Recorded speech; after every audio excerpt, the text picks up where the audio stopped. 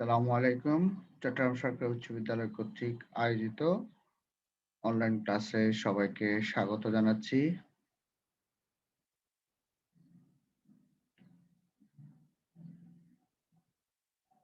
আমি মোহাম্মদ শফিউর রহমান, সহকারী শিক্ষক, চট্টগ্রাম সরকারি উচ্চ বিদ্যালয়। আমার ইমেল আইডি shafiur17@gmail.com, SHAFIUR17@gmail.com। যে কোনো প্রশ্ন, জিজ্ঞাসা, পাঠ সংশ্লিষ্ট বিষয়ে অবশ্যই মেইল করতে পারবে, আমি রেসপন্স করব। আজকে আমার সাথে থাকবে তথ্য যোগাযোগ প্রযুক্তি বিষয় নিয়ে নবম দশম শ্রেণীর শিক্ষার্থীরা। আহ, সবাই নিশ্চয়ই ভালো আছো। রুটিন অনুযায়ী ক্লাস হবে এটা তোমরা জানতে। বই খাতা কলম নিয়ে বসে যাও। আজকে আমরা পড়ব প্রথম অধ্যায় তথ্য প্রযুক্তি এবং আমাদের বাংলাদেশ। প্রথম অধ্যায়টি অনেক বড়, অনেক ইনফরমেশন আছে যেগুলো তোমার ব্যবহারিক জীবনেও অনেক কাজে আসতে পারে। আসবে। আচ্ছা, এখানে আমরা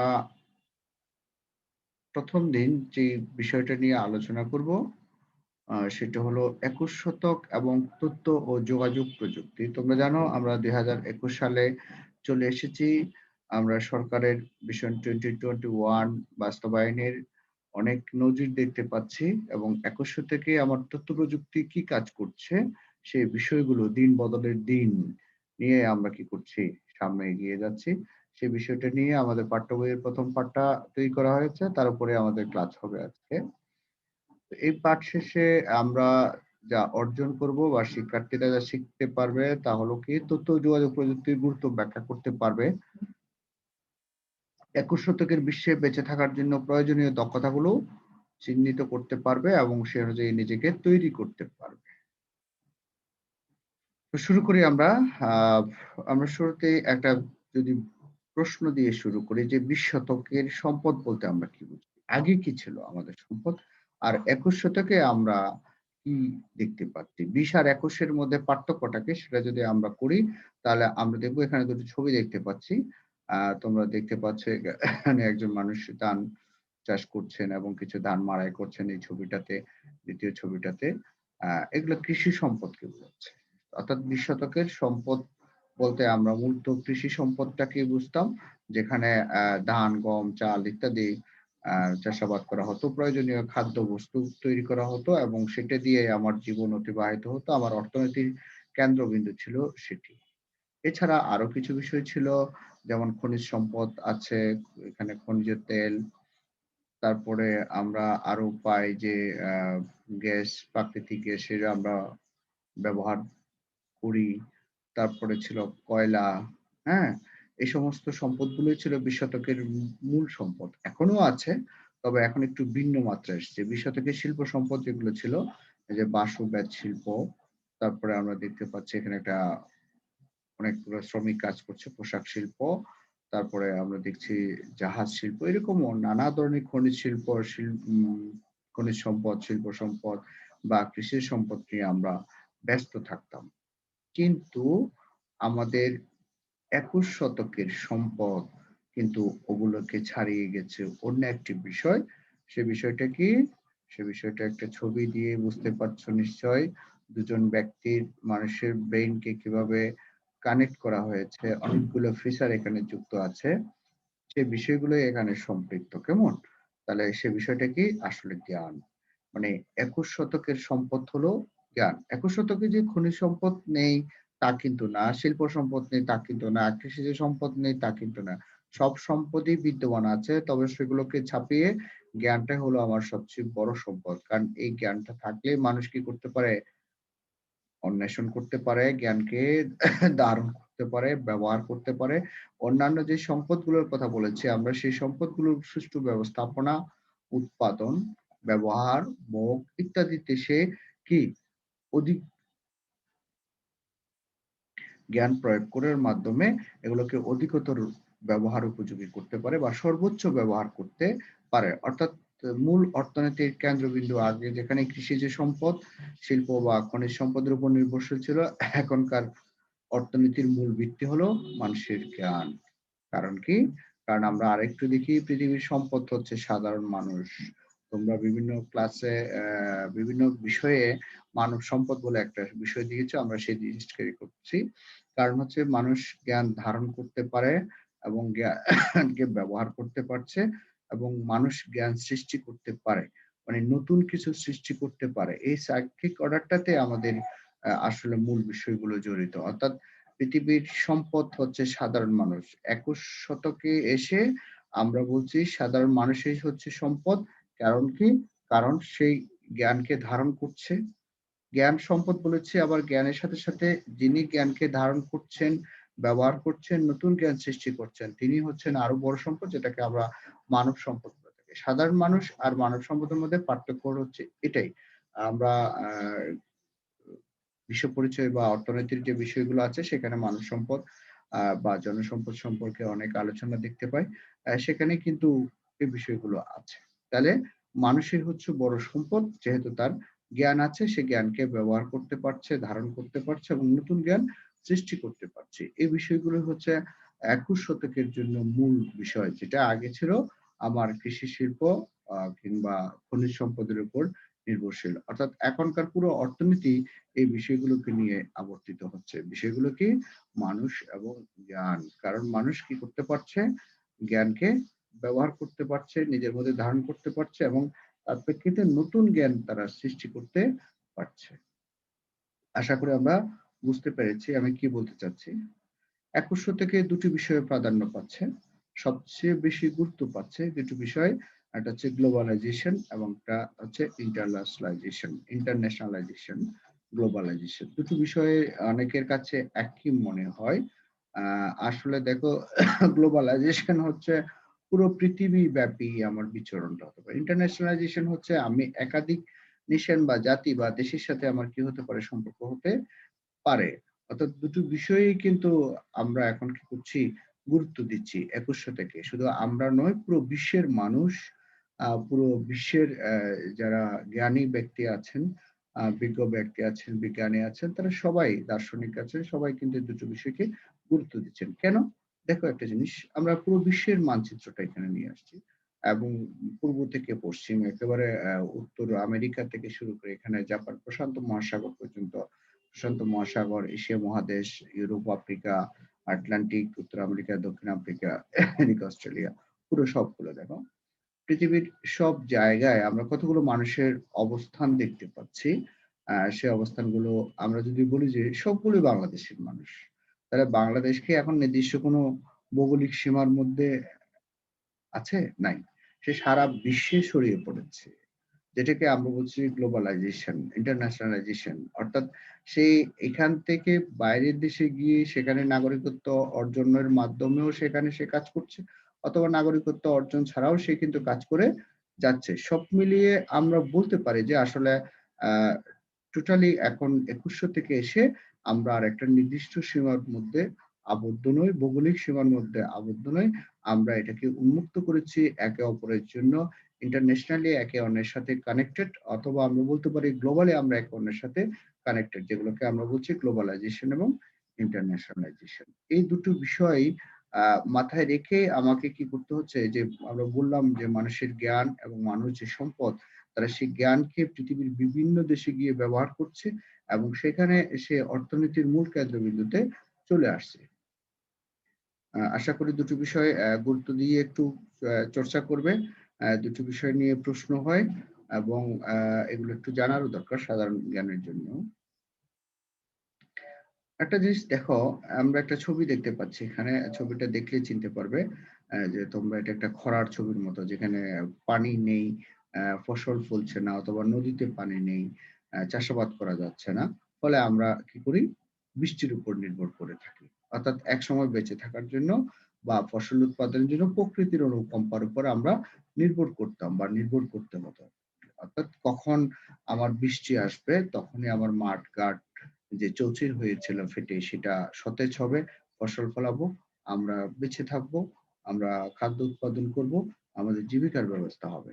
কিন্তু বর্তমান সময়ে সেটা পাল্টে গেছে। দেখো, এখন সেই মোটর পাম্প আছে আমার কাছে। অনেক দূরবর্তী স্থান থেকেও, অনেক গভীর থেকেও আমি পানি উত্তোলন করে কি করছি? চাষাবাদ করছি। এখানেও পানিটা প্রকৃতির দান। তবে পানিটা আমি আমার সময় মতো ব্যবহার করতে পারছি। প্রকৃতি রেখেছে তার জায়গায়। কিন্তু সেখান থেকে আমি নিয়ে আসার যে কৌশল, যে পদ্ধতি সেটা আমি ব্যবহার করে নিয়েছি। এই যে জ্ঞানগুলোকে মানুষ এখানে ব্যবহার করছে। বৃষ্টির পানিও প্রকৃতির দান। আমি যে গভীর স্তর থেকে পানি নিয়ে আসছি সেটাও প্রকৃতির দান। কিন্তু এই জায়গায় বৃষ্টির এখানে আমার কোনো হাত নেই। যখন প্রকৃতি দিবে তখনই আমি পাবো। কিন্তু এখানে আমি কি করতে পারছি? প্রকৃতিকে আমার নিজের মতো করে ব্যবহার করতে পারছি। এই জায়গাটাতেই আসলে ২১ শতকের আর ২০ শতকের মূল পার্থক্যটা। আ আমরা যদি বলি ২১ শতকে টিকে থাকতে হলে দক্ষতা প্রয়োজন কিসের উপর? তথ্য যোগাযোগ প্রযুক্তিতে তোমার পারদর্শিতাটা দরকার আছে। এখানে একটা আমরা ছবি দেখতে পাচ্ছি। একজন মানুষ এখানে কথা বলছে। তিনি বিভিন্ন বিষয়ে পরামর্শ দিচ্ছেন, ফিজিশিয়ান বা একজন ডাক্তার। তাহলে আমরা ঘরে বসেই ট্রিটমেন্ট নিচ্ছি প্রযুক্তির ব্যবহার করেই। তারপরে এখানে বিক্রম.কম, প্রিয়শপ, পেকনি, ক্লিক, রকমারি এই যে বিভিন্ন বেচা-কেনা, ব্যবসায়িক বাণিজ্য সবকিছু। বাসের টিকেট কিনতে গেলে, তারপরে পড়াশোনা করতে গেলে যেকোনো বিষয়ে আমরা যদি জ্ঞান অর্জন করতে চাই, খুব নিমিষেই একদম সহজেই আমরা তথ্য প্রযুক্তির মাধ্যমে সে কাজটা করতে পারি। এই যে আমরা ক্লাস করছি এখন অনলাইনে বসে আমি ঘরে বসেই ক্লাস করছি। তুমি তোমার ঘরে বসে কি করছো? আ জিনিসটা ক্লাসটা দেখতে পাচ্ছ।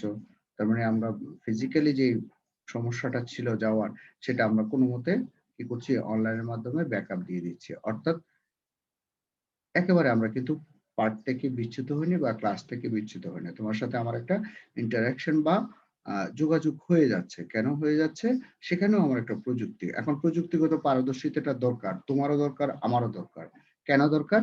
কারণ হচ্ছে যে আমি তোমাকে ক্লাস নিবো, আমাকে ওটা প্রযুক্তির ব্যবহারটা জানতে হবে। তুমি যে ক্লাস করবে, প্রযুক্তির ব্যবহারটা তোমাকে জানতে হবে। তোমাকে নেটে আসতে হবে, নেট কানেকশনটা কিভাবে নিতে হয় সেটা জানতে হবে।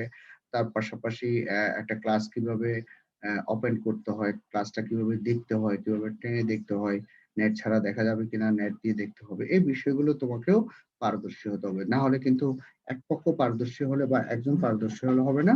এখানে সবাইকেই পারদর্শী হতে হবে। সেটা হলে ২১ শতক টিকে থাকতে হলে। যদি ২১ শতকে তুমি টিকে থাকতে চাও তাহলে এই দক্ষতাগুলো তোমার প্রয়োজন আছে। ১ম দক্ষতা হচ্ছে তথ্য যোগাযোগ প্রযুক্তিতে পারদর্শী। এছাড়া আরো অনেক কিছু দক্ষতা আছে। যেমন আমরা যদি বলি ২১ শতকে প্রযুক্তি ব্যবহারে আমরা কি সুবিধা পাই? এই যে বললাম তথ্য প্রযুক্তি ব্যবহারে তোমার পারদর্শী হতে হবে। এখন আমরা যদি জানতে চাই যে কি সুবিধা পাবো? তাহলে সে বিষয়গুলো আমরা একটা অ্যারোতে দেখছি কিভাবে আমার বিষয়গুলো চলে আসছে একটু খেয়াল করো। আমরা যেকোনো তথ্য সংগ্রহ করতে পারি প্রযুক্তির মাধ্যমে। ঘরে বসেই বা আমার অফিসে বসে বিশ্বের যেকোনো প্রান্তের খবর, মহাকাশের খবর এবং বিভিন্ন গ্রহ উপগ্রহের খবর সবকিছুই আমরা সংগ্রহ করতে পারি প্রযুক্তির মাধ্যমে। এটা আমাকে আগে গিয়ে দূর থেকে সংগ্রহ করে আসতে হতো। সময় সাপেক্ষ বিষয় ছিল, ব্যয়বহুল ছিল। সেটা আমি খুবই অল্প সময়ে অল্প খরচে নিমিষে আমি সেই জিনিসটা পেয়ে যাচ্ছি, সংগ্রহ করতে পারছি। এটা আমার একটা বিরাট সুবিধা। এটা একসময় ছিল না বলে আ দেশ জাতি ততটা উন্নত হতে পারেনি। আরেকটা হচ্ছে তথ্য আমি পেলাম, ঠিক আছে। সেটাকে আমি বিশ্লেষণ করছি। এটা আমার জন্য কতটুকু সুবিধাজনক, কতটুকু সুবিধাজনক নয়। আ এটার ব্যবহারিক উপযোগিতা আছে কিনা নেই, এটা আদৌ সত্য কিনা, কতটুকু সত্য এই বিষয়গুলো আমি তথ্য সংগ্রহের পরে কি করতে পারছি? প্রযুক্তির মাধ্যমেও হোক বিশ্লেষণ করতে পারি অথবা প্রযুক্তি ছাড়াও বিশ্লেষণ করতে পারি। প্রযুক্তির মাধ্যমে বিশ্লেষণ কিভাবে করতে পারছি? যে আমরা দেখছি COVID-19 এর যে টিকা বা ভ্যাকসিন সেটা আবিষ্কার করেছে, সেটা আবার তারা ট্রায়াল করছে। প্রযুক্তিগতভাবে আমরা জিনিসগুলোর আপ ডাউন দেখতে পাচ্ছি, সুবিধা অসুবিধা। হ্যাঁ? এখানে সবকিছু কাজ হচ্ছে যে জিনোম সিকোয়েন্স যেটা বের করছে, এখানেও কিন্তু প্রযুক্তির ব্যবহার হচ্ছে। তাহলে ডেটা কালেকশন হচ্ছে, তারপরে ডেটা কি হচ্ছে? এনালাইসিস হচ্ছে। এগুলো না যদি প্রযুক্তি না থাকতো এগুলো খুব কষ্টসাধ্য হতো, হয়তো অনেক ক্ষেত্রে সম্ভবই হতো না। তারপর হলো তথ্য সংযোজন। আমি প্রয়োজনে তথ্য সংযোজন করতে পারছি।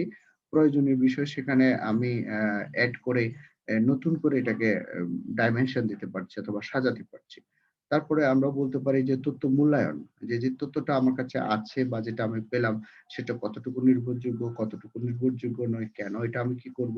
এই বিষয়গুলোর উপরে আমরা একটা এভালুয়েশন বা মূল্যায়ন করতে পারি। যেটা আমাদের জন্য খুব ইম্পোর্টেন্ট একটা বিষয়। তারপরে আমরা দেখতে পাই যে নতুন তথ্য সৃষ্টি।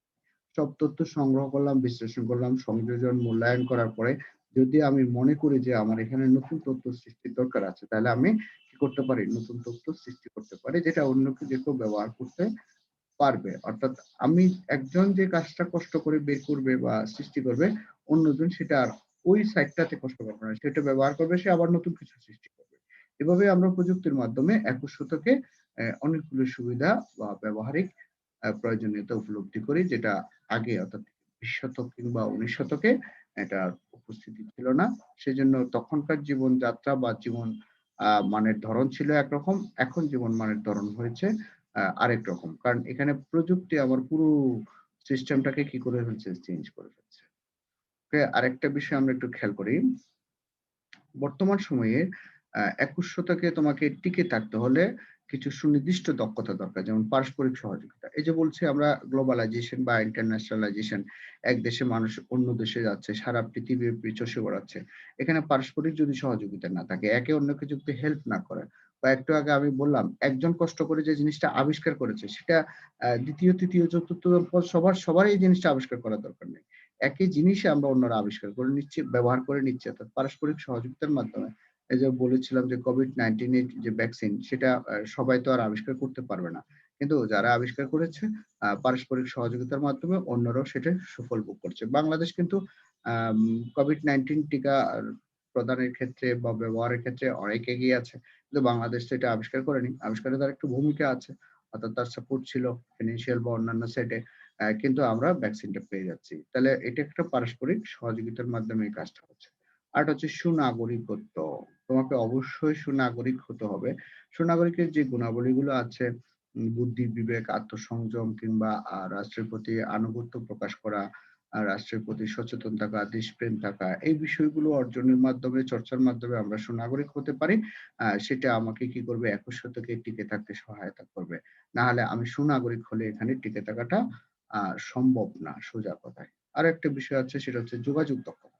এখন আমি এখানে আছি, তুমি ওখানে আছো, যে যোগাযোগ যদি না হয় তাহলে মানুষের মধ্যে শেয়ারিং, যেটা মিউচুয়াল রিলেশনশিপ, যেটা পারস্পরিক সম্পর্ক, সেটা কিন্তু টিকে থাকবে না। সেজন্য আমাদের একে অন্যের সাথে যোগাযোগ করি, আমরা তথ্য বিনিময় করি, আমরা বিভিন্ন কিছু শেয়ার করি, ভালো-মন্দ খোঁজখবর নিই, একে অন্যের সাথে যোগাযোগ রক্ষা করি। হ্যাঁ? একের বিপদে অন্যে ঝাঁপিয়ে পড়ি, কিংবা একের সুখ-দুঃখের সবকিছুর ভাগীদার বা অংশীদার হয়ে আমরা, এই বিষয়গুলো কিন্তু সবকিছু যোগাযোগ দক্ষতার মাধ্যমে হয়। যোগাযোগ দক্ষতার অনেক গুলো বিষয় আছে। আ সেগুলো তোমরা অন্যান্য বিষয়েও পড়তে পারো। তাহলে এইগুলো কিন্তু আমার স্পেসিফিক লাগবে। আমাকে ২১ শতকে টিকে থাকতে হলে এই দক্ষতাগুলো অবশ্যই লাগবে। পারস্পরিক সহযোগিতা, সুনাগরিকত্ব, যোগাযোগ দক্ষতা, আরেকটা হচ্ছে সমস্যা সমাধানের পারদর্শিতা। তুমি নিত্য নতুন সমস্যা ফেস করবে। আসবে তোমার সামনে। অনেক ধরনের সমস্যা আসবে। সেই সমস্যাগুলো তুমি কত পারদর্শীভাবে, অর্থাৎ কত চমৎকারভাবে, কত স্মুথলি তোমার সহজে সমাধান করছো, সেই দক্ষতাটা তোমাকে অর্জন করতে হবে। সেই দক্ষতাটা তোমার থাকতে হবে। তাহলে তুমি ২১ শতকে সারভাইভ করতে পারবে বা টিকে থাকতে পারবে। আরেকটা বিষয় আছে, আমরা বিশ্লেষণী চিন্তন দক্ষতা, যেগুলোকে আমরা বলি ক্রিটিক্যাল থিংকিং। অর্থাৎ কোন একটা বিষয়ে যে আমরা চিন্তা করব, সেটা বিশ্লেষণ করেই একটা সঠিক সিদ্ধান্তে উপনীত হব। সেই বিষয়টা দক্ষতা তোমার থাকতে হবে। যদি না থাকে তাহলে তুমি কোন বিষয়কে সঠিক বিশ্লেষণ করতে যদি না পারো, তাহলে তুমি ভুল সিদ্ধান্তে আসবে, এবং ভুল সিদ্ধান্ত আসলে যেটা তোমার জন্য আ উন্নতির পরিবর্তে অবনতির কারণ হয়ে দাঁড়াতে পারে। সেজন্য বিশ্লেষণী চিন্তন দক্ষতা থাকতে হবে। এটাও ২১ শতকের একটা গুরুত্বপূর্ণ দক্ষতা। আরেকটা হচ্ছে ক্রিয়েটিভিটি বা সৃজনশীলতা। যেকোনো কাজে তোমাকে সৃজনশীল হতে হবে। অর্থাৎ নিত্য নতুন উপায়ে তোমাকে এটা সমাধান করতে হবে। আগে সমাধান ছিল একরকম, এখন সমাধান হবে আরেক রকম। আবার আগেরটাও হতে পারে। এটা যত ইজিলি সহজে করা যায়। অর্থাৎ এখানে সৃজনশীলতা মানে আগেরটা বাদ দিয়ে ফেলতে হবে তা কিন্তু না। একটা বিষয়কে আগে যেখানে ১০ মিনিটে সমাধান করা যেত, সেটা যদি আমরা আরো কম সময়ে করতে পারি, কম খরচে করতে পারি, অন্য কোনো উপায়ে করতে পারি, মানে খরচ কমাতে পারি, এই বিষয়গুলোই হচ্ছে সৃজনশীলতা। যেকোনো সমস্যার সমাধানে পারদর্শিতার সাথে, সাথে বিশ্লেষণী চিন্তা এবং সৃজনশীলতা আমাকে কি করবে? ২১ শতকে চ্যালেঞ্জ মোকাবেলায় সহায়তা করবে, অথবা আমি সামনে এগিয়ে যেতে পারবো। সব মিলিয়ে আমার যে জিনিসটা দরকার, সেটা হচ্ছে তথ্য প্রযুক্তি যন্ত্র ব্যবহারে পারদর্শিতা। এখন তুমি বললা যে আমি তথ্য সংগ্রহ করব, প্রযুক্তি ব্যবহার করব। প্রযুক্তি তুমি ব্যবহার করতে জানো না, তাহলে তো হবে না। তোমাকে পারদর্শী হতে হবে তথ্য প্রযুক্তি যন্ত্র ব্যবহারের ক্ষেত্রে, এবং এই যে পারস্পরিক সহযোগিতা, যোগাযোগ দক্ষতা। যোগাযোগের জন্য আগে আমরা চিঠি লিখতাম। এখন তো আমরা চিঠি লিখছি না। এখন আমরা টেক্সট মেসেজ করছি, কিংবা ইমেইল করছি, কিংবা হাই হ্যালো করছি। Facebook আছে, Twitter আছে, বা সামাজিক যোগাযোগ মাধ্যমে করছি। কারণ এগুলো যদি আমি ব্যবহার করতে না জানি, তাহলে কিন্তু যোগাযোগ দক্ষতাটা এখানে আসবে না। আবার আমি প্রযুক্তির কথা ব্যবহার করে বললাম তথ্য বিশ্লেষণ করব। তো এখন এখানে বিশ্লেষণ করতে গেলে আমার প্রযুক্তি ব্যবহারটা প্রয়োজন হবে। সেই বিষয়গুলো মাথায় রেখে এখানে এই দক্ষতাগুলো তোমাকে অর্জন করতে হবে।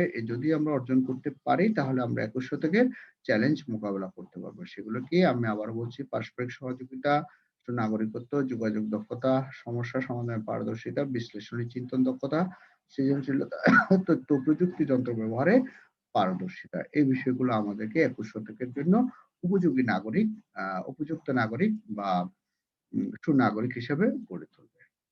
এবারে আরো কিছু বিষয় আমরা একটু দেখি। 21st century skills, metro 4 Cs rubric, performance areas. আচ্ছা, এটা একটা ডায়াগ্রাম এখানে একটু দেখো। এখানে 4 সি, 4টা সি এর কথা বলা হচ্ছে। তো 21st সেঞ্চুরি অর্থাৎ ২১ শতকে তোমার 4টি সি, মানে 4 Cs rubric. 4 C, number 1 critical thinking, এটা নিয়ে আমরা একটু আগে আলোচনা করেছি। নাম্বার 2 কোলাবোরেশন, হ্যাঁ, এটাও আলোচনা করেছি। কমিউনিকেশন আলোচনা করেছি। ক্রিয়েটিভিটি, সৃজনশীলতা, এগুলো আমরা আলোচনা করেছি। অর্থাৎ এটাকে আরো একটু বেশি করে মনে রাখার জন্য আসলে এই জিনিসটাকে এভাবে নিয়ে আসা হয়েছে। Important 4 cis. 4 সিস মানে 4টা সি আছে। ক্রিটিক্যাল থিংকিং মানে বিশ্লেষণী চিন্তন দক্ষতা। ক্রিটিক্যাল থিংকিং মানে এখানে খারাপ চিন্তা না। কোন একটা বিষয়কে সূক্ষ্মভাবে বিশ্লেষণ করার ক্ষমতা। কোলাবোরেশন, সেটা হচ্ছে কি তোমার সহযোগিতা, সহমর্মিতা থাকতে হবে একে অপরের প্রতি। যে পারস্পরিক মানে যেটা সম্পর্ক, সেটা ডেভেলপ করতে হবে। কমিউনিকেশন, যোগাযোগ থাকতে হবে। একে অন্যের সাথে যোগাযোগ থাকতে হবে এবং ইফেক্টিভ হতে হবে যোগাযোগগুলো। তারপর হচ্ছে creativity, idea generation, idea design and refinement, হ্যাঁ? অর্থাৎ কোন নতুন আইডিয়া তৈরি করা এবং সেগুলোকে ফরমেট নিয়ে আসা এবং সেগুলা সমস্যা সমাধানে ব্যবহার করা, এই বিষয়গুলো ইম্পোর্টেন্ট। তাহলে আমরা ২১ শতকের জন্য যে স্কিল গুলো দেখেছি, এর মধ্যে 4 সি কিন্তু খুব বেশি ইম্পোর্টেন্ট। এই 4 সি থাকলে বাকিগুলো কিন্তু তোমার অটোমেটিক্যালি চলে আসবে। সে বাকি যেগুলো আছে সেগুলো হচ্ছে সুনাগরিকত্ব, সমস্যা সমাধান দক্ষতা, এবং হচ্ছে তথ্য প্রযুক্তি ব্যবহারে পারদর্শিতা। আশা করি আমরা বুঝতে পেরেছি এই বিষয়গুলো কেন আমাদের দরকার। লাস্ট আমরা একটা জিনিস দেখতে পাই যে চলে আসছে বাড়ির কাজে। বাড়ির কাজে আসার আগে আমরা চলে আসছি এখানে। তুমি কি মনে করো জ্ঞান ভিত্তিক সমাজ গঠনে আইসিটি দক্ষতা আবশ্যক? উত্তরের সপক্ষে যুক্তি দিবে। অর্থাৎ তুমি কি মনে করো যে জ্ঞান ভিত্তিক সমাজ গঠনে আইসিটি দক্ষতা আবশ্যক কিনা? যদি তুমি মনে করো যে আবশ্যক, তাহলে তার সপক্ষে যুক্তি দিবে। আর যদি তুমি মনে করো যে আবশ্যক নয়, তাহলে তার সপক্ষেও যুক্তি দিবে। হ্যাঁ, এটা একটা হায়ার অর্ডার টাইপের কোয়েশ্চেন। যদিও আমরা জানি হায়ার অর্ডার টাইপের কোয়েশ্চেনে আমাদের আহ, একটা উদ্দীপক লাগে, যেহেতু আমাদের আইসিটি ক্লাসে আমরা এমসিকিউতে পরীক্ষা দিই, সেখানেও আমাদের কিছু স্টেম থাকে।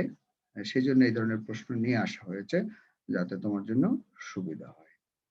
তো আশা করি বুঝতে পেরেছো যে বাড়ির কাজটা তোমরা খুব বেশি না, ৫-৭টি বাক্য লিখলেই হবে যে কেন তুমি মনে করছো আইসিটি দক্ষতাটা দরকার জ্ঞান ভিত্তিক সমাজ গঠনে। অথবা তুমি যদি মনে করো যে না, আইসিটি দক্ষতা ছাড়াও আমরা জ্ঞান ভিত্তিক সমাজ গঠন করতে পারি, তাহলে তার সপক্ষে তুমি যুক্তি দিবে, যেভাবেই তোমার সুবিধা। যাক, পুরো বিষয়টা আমরা দেখেছি। আসলে আজকে আমরা শেষ পর্যায়ে চলে আসলাম। আশা করি তোমাদের কোনো প্রশ্ন থাকলে কমেন্ট বক্সে লিখবে অথবা আমাকে ইমেইল করতে পারবে। আজকে এ পর্যন্ত থাকবে। সবাই ভালো থাকবে, সুস্থ থাকবে। ধন্যবাদ সবাইকে।